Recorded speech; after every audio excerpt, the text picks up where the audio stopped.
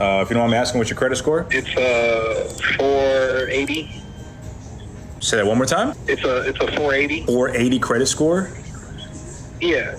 Here's what your monthly payment will be if you want to buy a $45,000 brand new car. What is one bad financial decision that you regret making in life? My car. What's your car payment? $1,000. My truck's $850. $777. What kind of car do you drive? BMW. Does anyone else see all these fancy brand new cars on the road and wonder how people are affording it? Well, the truth is they're not. According to this article from Experian, a new automotive report shows nearly 1/3 of automotive loan terms are longer than 6 years. The percentage of new vehicles with loan terms more than 6 years old reached 36% in Q1 of 2026, up from 31% a year ago. And in the first quarter of 2026, the average loan amount for a new vehicle increased by about $2,000, reaching about $44,000, while the average monthly payment for a new vehicle increased from $748 to $770.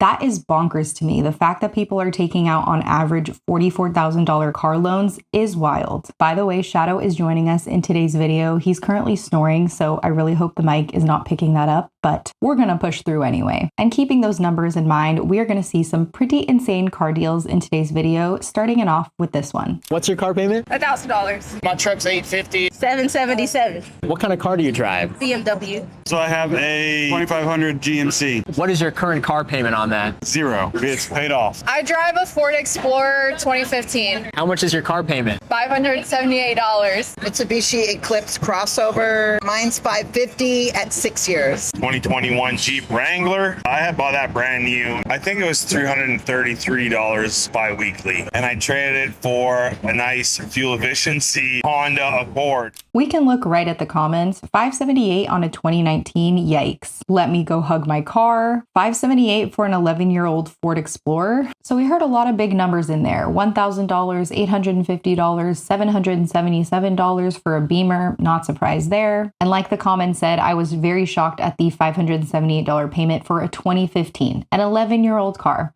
And yes, we don't have all the details. We don't know exactly what year she bought it in. Did she buy it in 2015? Did she buy it later on as a used car? But still, $578 a month for an 11-year car is pretty mind-boggling to me. And it's just crazy how normalized these payments have become. How are $1,000 car payments normal? That is some people's rent and mortgage. What is one bad financial decision that you regret making in life? My car. Why? Because it's a great car. It's a beautiful BMW, but the payments, the work, anything, oil change, tires, anything on that car is insane. The amount the oil changes being $340 and up is insane. Damn, where are you getting these oil changes at? The BMW place itself. The dealership, the BMW dealership. But you can't go to anybody because not anybody knows how to work on BMW, baby. And they'll tell you straight up, I don't work on those cars because they're foreign cars. So yeah. And how much is your payment every month? I put a big down payment, so only $411. $411. But a 10 down payment. And then how much with insurance? We don't talk about that. It's bad. Well, you know, any car, they automatically boost it up because you're young and insurance and it's a sport car. You're paying like $400 for insurance? We don't talk about that, babe. around there. We'll say around there. So you paid almost $1,000 for the BMW? Almost $1,000, baby. But is it worth almost it? Done. It's worth it. Every time I drive around, everybody's always telling me, "Oh my God, I like your car. I like your car." Yeah, that's the car you wanted? Yeah. Hey, and then what do we do for a living? We don't talk about that. Whatever it takes. No. I work in a dispensary. We'll say that.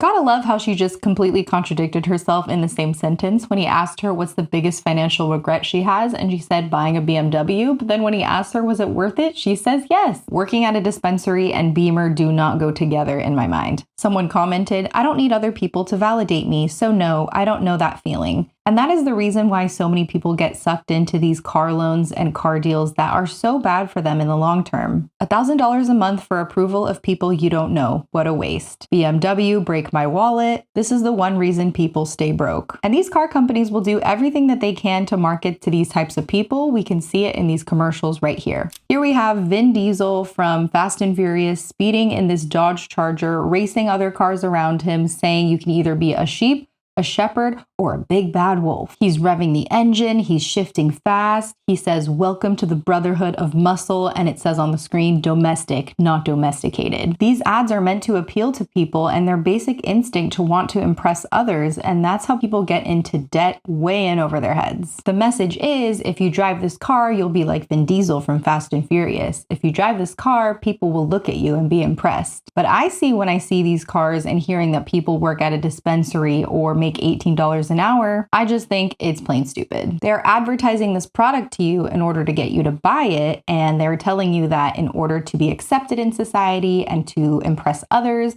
you need to have this fancy, flashy car. But it's all a lie, of course. You don't get any special privileges if you drive a fancy car, especially if you can't afford it. It's all just a marketing ploy to get you to buy their products. And people don't realize if you finance a vehicle, you're going to be paying way more than the sticker price because of interest. Here's what your monthly payment will be if you want to buy a $45,000 brand new car. All right, so for a brand new car at $45,000, let's say you did a 60-month term and got a 3.9% manufacturer rate, put about 10% down, so $4,500 down, then had taxes and then $1,000 in fees, your monthly payment comes out to $818 a month. So if you are in the market for a car, keep this in mind when creating your budget. And pausing this video here, if we look at the total cost, price, interest, tax, and fees, it's $54,000. So it went from $45,000 to $54,000. A lot of people make the mistake of thinking, oh, I'm buying a $45,000 car, I'm financing it for 5 years, and I have a pretty good interest rate of 3.9%. I'm not going to be paying that much in interest, but because we're working with compound interest here, you end up paying an additional $10K in interest alone. And I understand everyone needs a car. We have a very car-centric culture here in the US, but buy the cheapest beater you can find, buy a used car instead. If you refuse to buy used, you can go ahead and buy a new car and a good economical one, a good brand like Toyota or Honda. And it is always better to buy it outright in cash so you don't get screwed over with all the interest. And everyone agrees in the comments, that's why inventory isn't selling. That's a ridiculous payment. My mortgage is $717 a month. My house is now worth $430,000. Overpriced? Heck no. Cars depreciate badly the moment you drive it off the lot. Buy a junker and pay cash.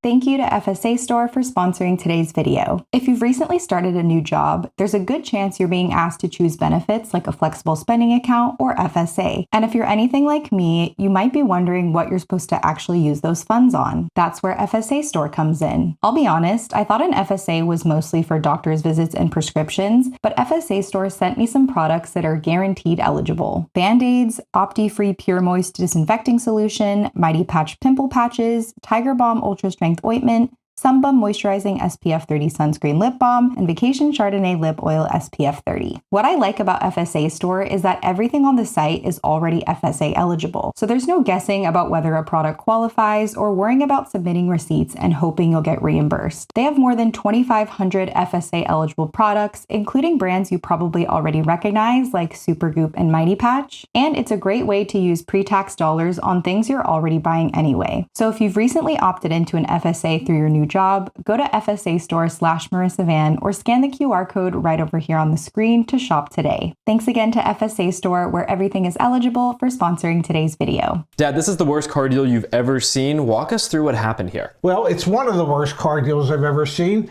This was a lady who found a 2018 Mazda 3, okay, and the price was like $13,900. With fees and everything that the dealership added, they got the price up to $18,767.86. That's not the worst part. The worst part is they got her approved for a 75-month loan at 29.99%. The finance charge on that loan is $23,449.64. That is almost $5,000 more than the actual total price of the vehicle.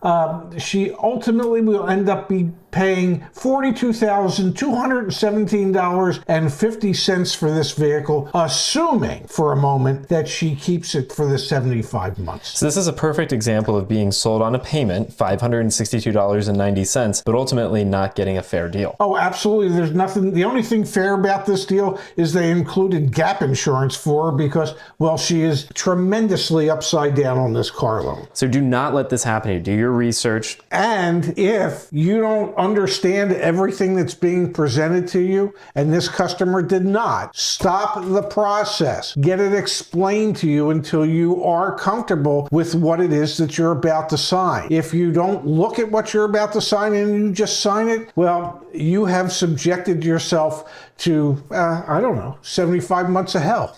So she's buying a 2018 Mazda 3, and he said the original amount was about $13,000, but she is financing about $19,000. So probably all the taxes, dealer fees, add-ons, etc. brought it to $19,000. But because she has a terrible interest rate of 30%, which is terrifying, she will end up paying $42,000 for this car. From $13,000 to $42,000. She's going to be paying more than triple the cost of the car and paying it off for 6 years of her life. This is the 2018 Mazda 3, just a normal looking average sedan, and she is paying $42,000 for something that should be under $18,000. Absolutely nuts. And that brings me to a comment from one of you guys. I had an $1,100 car note before. I spent 3 years putting an extra $1,000 on top. Never again.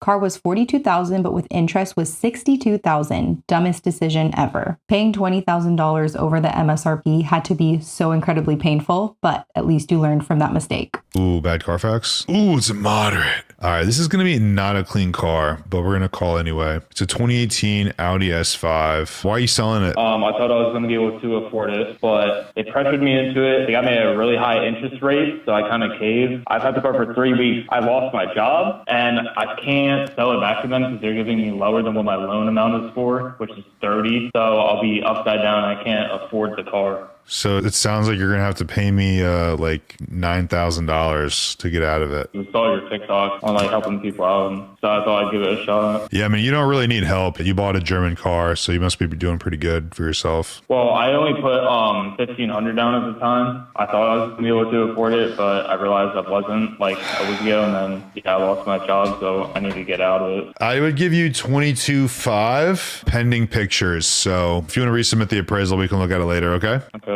How nice is the car? It had 2 minor accidents, but they were from previous owners, so I don't know what they were for, but they did fix them, and the car looks like it's in really good condition. The interior is red. Has red buckets. It has a little bit of wear on them. Yeah, we're going to need pictures. All right. Thanks, man. Yeah, I appreciate it. So the 2018 Audi S5 launched originally with an MSRP from like $55,000 to $67,000, but today you can find used models selling for $23,000 to $30,000. And he also mentioned that it had 2 previous owners and some accidents, so he clearly bought the car used. So we can just assume he financed the full $30,000 and didn't put anything down, or maybe just a small amount down. And unfortunately, he lost his job. And this is the issue with living paycheck to paycheck. If you lose your job, you are essentially screwed. You have no way to pay your bills. And his best offer, it sounds like this dealer is offering him $22,500 for the car, so he's going to lose $7,500 like this. I mean, we've seen a lot worse clips on the channel before, but losing $8,000 in one day does not sound appealing to me. And this is also the issue with buying a car from a dealership. He said the car had 2 owners and 2 accidents prior, and he doesn't know the full story of what happened to the car because he can't speak to those prior owners. So my advice when buying used cars, and this is what I do for all of my cars, is to buy them from a private party, someone from Craigslist, Auto Trader, Facebook Marketplace, etc. Look for cars that have just had 1 owner so you know the full history, and get it checked out by a mechanic before you buy it. And this next clip shocked me. Just calling in regards to your Ford Mustang. The Shelby GT350, we still got a clean Carfax, 2 owners. We got priced pretty aggressively. What do you want to know about it? One is the price is negotiable, and then what kind of arrangements you can make for someone who's coming in to get a lien